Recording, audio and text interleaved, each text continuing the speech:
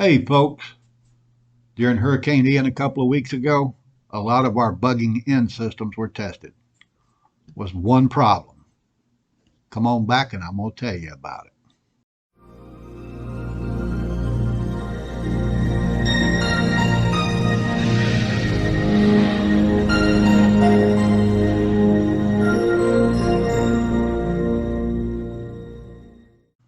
Orlando Prepper coming at you again. What was that one problem we had? Communications.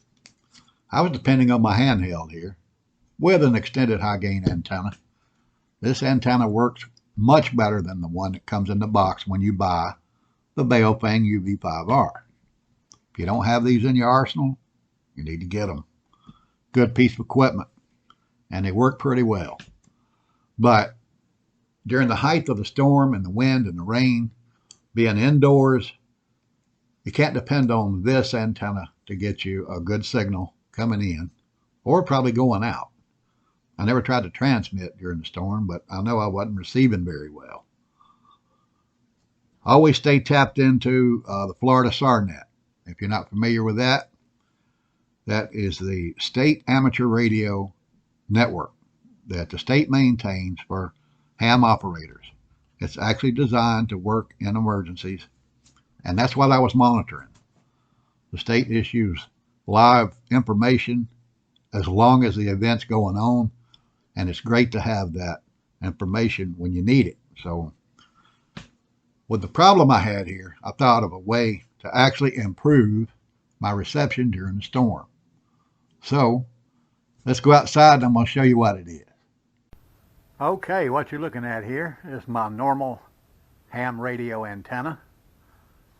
You can see it's pretty simple. It's just 2 meters and 70 centimeters.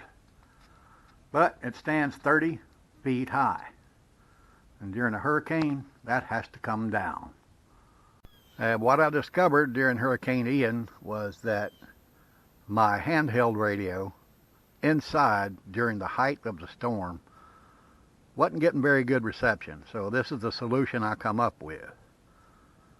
When my normal antenna comes down, this one's going up. What we have here is a 6-inch tall magnet mount mobile antenna.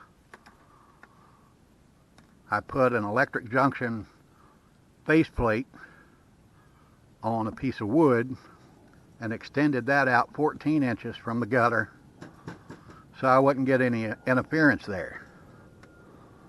So during the height of a storm, this is not going to move. It's designed for high winds on the top of a vehicle. Now where the coax drops off the roof, I'm going to run it along the house here, and I'm going to secure it with duct tape like this. But instead of just this one section, it'll run the full length from where it drops off the roof all the way down, and then I'm going to run it over into the house like so, and let's see where we go from there.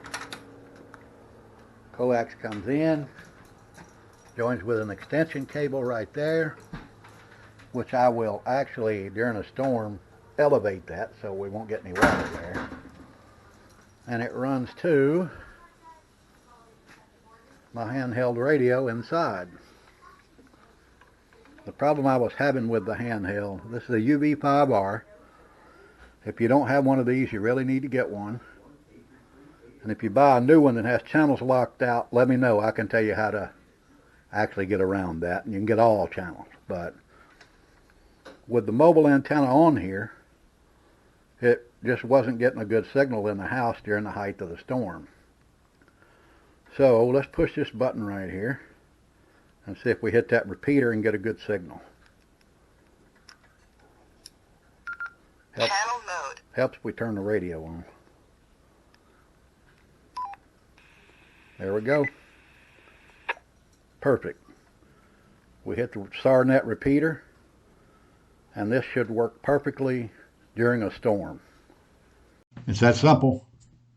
It's a mobile antenna designed to withstand high wind, and it put in an elevated area where I can receive a better signal than what I have inside the house.